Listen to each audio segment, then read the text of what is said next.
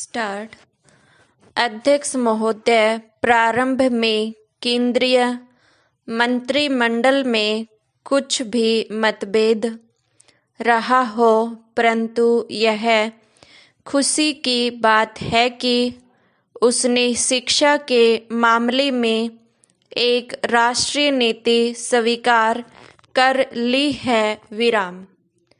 भले ही शिक्षा को संविधान की समवर्ती सूची में न रखा गया हो और इसके संबंध में निर्णय करने का एकमात्र अधिकार राज्यों को दिया गया हो, परंतु केंद्र द्वारा इस विषय में एक राष्ट्रीय नीति का स्वीकार किया जाना इस बात का सबूत है कि अधिकारों के झमेले में न पड़कर शिक्षा के राष्ट्रीय महत्व को अब स्वीकार कर लिया गया है। विराम।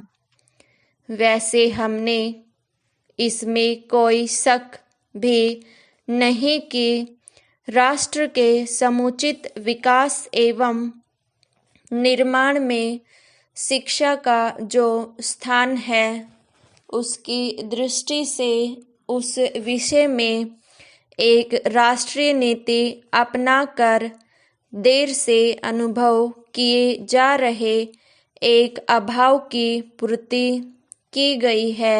विराम।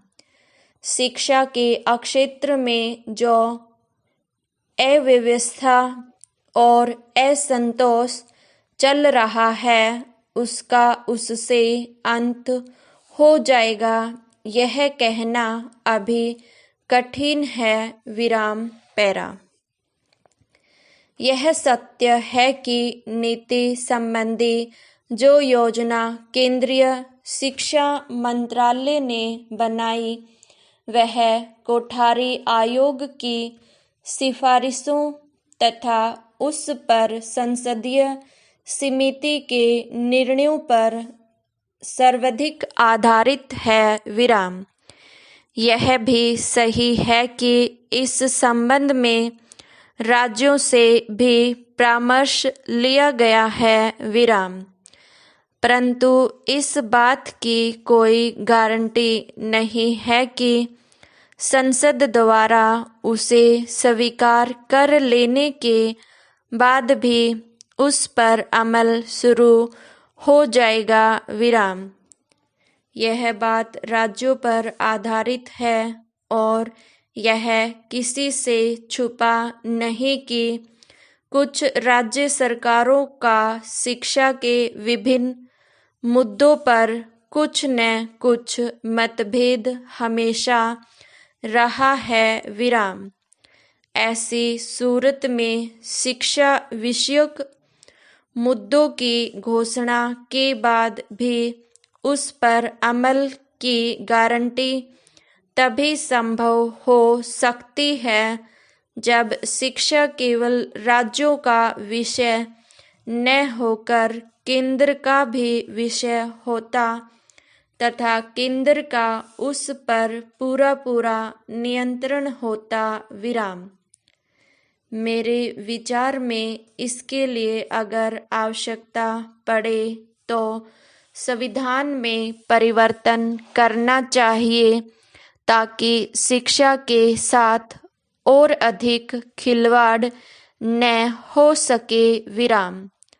अब तो संसद सदस्यों को विभिन्न दलों की संसदीय समिति का बल भी प्राप्त है।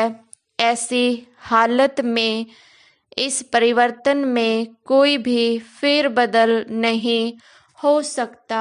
विराम। पैरा।